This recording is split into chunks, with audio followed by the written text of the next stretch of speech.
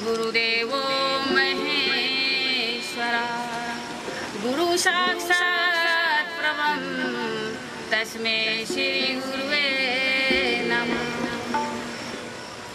भगवान श्री कृष्ण कहते हैं कि आप अपने मन पर राज करो, आप अपने मन को अपने ऊपर राज मत करो। जिस प्रकार श्री कृष्ण भगवान ने शेषनाग पर राज किया था, उसी प्रकार आप भी राज करो मन पर। भगवान से प्रेम करो और अपने मन को भगवान के चरणों में लगाओ। आत्मा और शरीर और मन ये तीन हैं और तीनों के तीनों अलग हैं।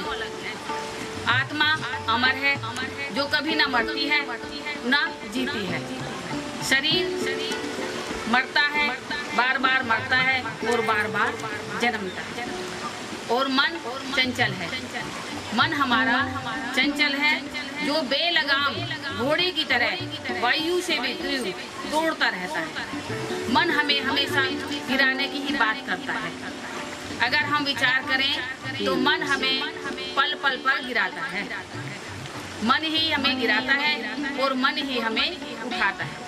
यदि हम अच्छे कर्म करते हैं, अच्छी सेवा करते हैं, अच्छी भावना रखते हैं, तो मन ही हमें उठा देता है।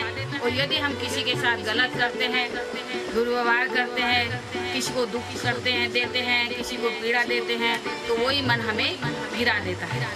इसीलिए मन की बात ना मानकर अपने बुद्धि से काम करो और अपनी आत्मा को गुरु बनाओ। अपनी आत्मा को गुरु बनाओगे, अपनी आत्मा को गुरु बना के रखोगे, तो तुम्हारा जीवन सुख में और आनंद में हो जाएगा। शिव पार्वती कैलाश पर्वत पर बैठे हुए बैठे वार्तालाप कर रहे थे। तो ऐसे ही पार्वती जी ने शिव जी से प्रश्न पूछा, स्वामी धर्म क्या होता है और अधर्म क्या है, और धर्म का फल क्या होता है और अधर्म का फल क्या होता है। तो भगवान शंकर कहते हैं, माते जो मनुष्य दूसरों को पीड़ा दे, दूसरों को दुखी करे, जिसके करने से दूसरा परेशान हो, दूसरा दुखी हो या किसी को पीड़ा पहुंचे, वो अधर्म है। और जिस मनुष्य के कर्म करने से दूसरे को खुशी मिले, आनंद मिले और आनंद मिले, खुशी मिले, उस कर्म को सद्कर्म कहते हैं, वो धर्म है। जिस कर्म के करने से दूसरे मनुष्य को खुशी की प्राप्ति हो, वो धर्म है। जो अच्छे कार्य करता है उसे धर्म कहते हैं, जो विपरीत कार्य करता है वो अधर्म। और जो धर्म जैसे कार्य करता है उसे ही धर्म की प्राप्ति होती है। भगवान की कृपा हम सब पर समान रूप से बरस रही है। हूँ को है मैं अर्पण कर दूँ, मैं हूँ को है मैं अर्पण कर दूँ, यही ज्ञान में भक्ति है। भगवान से प्रेम करो और सच्चा प्रेम करो। भगवान से प्रेम करो, सच्चा प्रेम करो। भगवान हमारे और तुम्हारे में ही बसते हैं। भगवान कहीं और नहीं, भगवान घट घट में ही निवास करते हैं। जब आप हर भाव को देखते हो, हर जन को समभाव से देखते हो, तो सब में भगवती नजर आता है। समदृष्टि करो, सत्संग में जाओ, सेवा करो, भाव करो।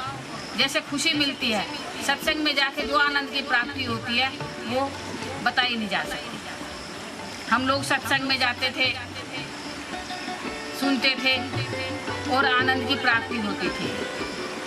भगवान कहता है, मैं किसी के खाने या भाव का भूखा, खाने का पीने का भूखा नहीं हूँ। मैं सिर्फ भगवान हूँ और मैं सच्चे भाव का भूखा हूँ। मुझे किसी का धन नहीं चाहिए, मुझे किसी का खाना नहीं चाहिए। मनुष्य के सच्चे भाव का भूखा हूँ। मनुष्य यदि मुझे सच्चे भाव से एक घड़ी भी पुकार ले, तो मैं उसी का भूखा हूँ। मैं उसी भक्त से प्रसन्न हूँ जो मुझे सच्चे भाव से पुकार लेता है। यदि कोई भूखा है, कोई प्यासा है, उसको खिलाने से मुझे संतुष्टि मिलती है। ये नहीं कि तुम मेरे नाम की माला जप रहे हो और तुम्हारे द्वार पर कोई भूखा आया है और भीख की याचना कर रहा है या खाना की याचना कर रहा है और तुम लगे पड़े हो माला जपने में और भूखा तुम्हारे द्वार पर पुकार रहा है भोजन के लिए। नहीं, तुम मेरी माला को छोड़कर उस भूखे को भोजन खिलाओ तो मैं खुश हूँ। वही मेरा सच्चा भक्त है। वह सब भगवान का ही कार्य करता है। हम ये सोच के जो भी कार्य हम करते हैं, यही सोच के कार्य करें कि जो भी हम कार्य करते हैं वो सब भगवान का ही कार्य है, हमारा कुछ भी नहीं। क्योंकि बिना मर्जी के पत्ता भी नहीं हिलता। हम लोग कुछ नहीं करते, जो भी कुछ करते हैं सब उसी परमात्मा की इच्छा से करते हैं। और जैसे अच्छे कर्मों से अनुभूति होने लगती है सुख की, और वैसे ही आगे आगे आनंद की प्राप्ति होती है और जीवन जीना सरल हो जाता है। हरिओम। शांति शांति शांति। आप चैनल को लाइक करें, कमेंट करें और सब्सक्राइब करें। बेल आइकन यानी घंटी को जरूर दबाएं। इस चैनल को अधिक से अधिक शेयर करें। धन्यवाद।